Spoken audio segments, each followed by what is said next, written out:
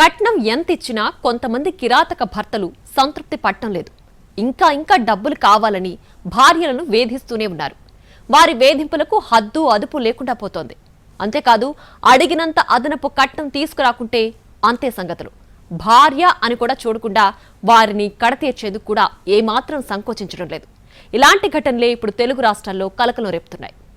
ఇక్కడ చూడండి, ఈ పెళ్లి ఫోటోల్లో నవ్వుతూ ఉన్న మహిళ పేరు లక్ష్మీ ప్రసన్న. ఇక్కడ చూడండి, ఈ విజువల్లో విగతజీవిగా పడి ఉన్న మహిళ కూడా లక్ష్మీ ప్రసన్నే.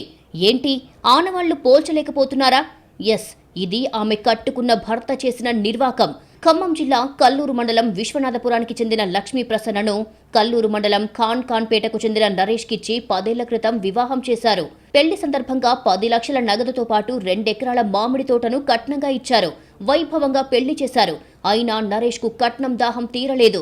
కట్నంగా ఇచ్చిన భూమి నమ్మి డబ్బులివ్వాలని వేధిస్తున్నాడు. దీనికోసం 3 ఏళ్ల నుంచి భార్యను నానా ఇబ్బందులు పెడుతున్నాడు. అంతేకాదు 2 ఏళ్ల నుంచి భార్యకు ఆమె తల్లిదండ్రులు అన్నాదమ్ముల నుంచి మాట లేకుండా చేశాడు. పైగా ఆమె వద్ద ఉన్న ఫోన్ కూడా తీసేసుకున్నాడు.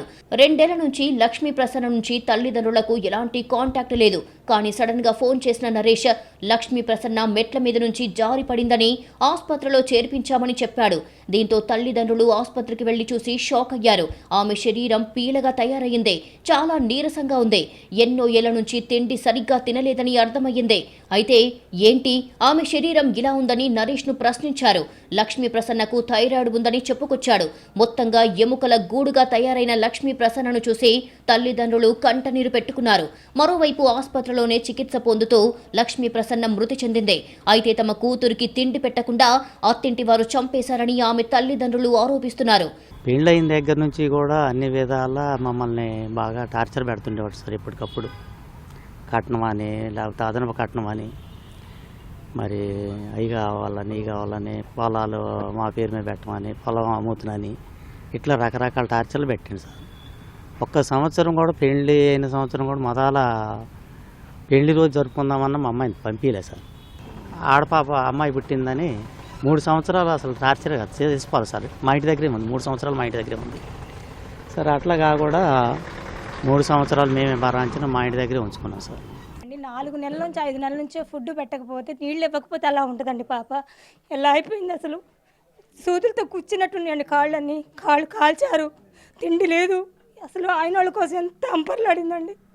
మేము థైరాయిడ్ ఉంటే అట్లా అయిపోతారండి. ఏ డాక్టర్ చెప్పిండండి థైరాయిడ్ ఉంటే అట్లా అయిపోతారని? చూడండి ఒకసారి, మీరు వీడియో చూపిండి.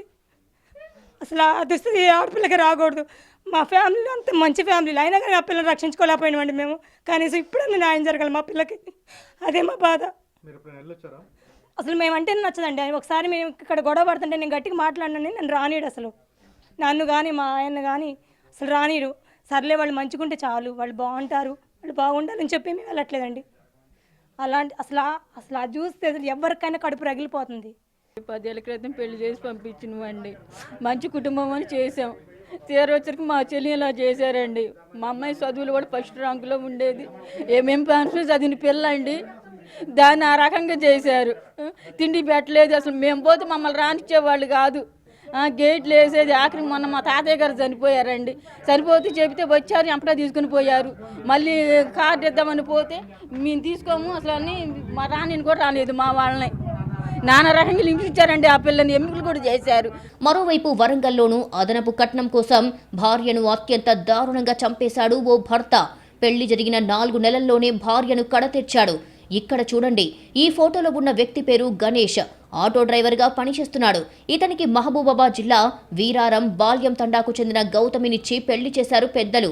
పెళ్లి సమయంలో 15 లక్షల నగదు, 25 తులాల బంగారం, ఓ ఫ్లాట్ కట్నంగా ఇచ్చారు. పెళ్లైన కొత్తలో గణేష్ బాగానే ఉన్నాడు. కానీ 2 నెలల తర్వాత అతనిలోని మూర్ఖుడు బయటికి వచ్చాడు. అంత ఘనంగా పెళ్లి చేసి కట్నమిచ్చినా సరిపోలేదు. దీంతో అదనపు కట్నం కోసం గౌతమికి వేధింపులు స్టార్ట్ అయ్యాయి. రోజు కొట్టడం, హింసించడమే పనిగా పెట్టుకున్నాడు.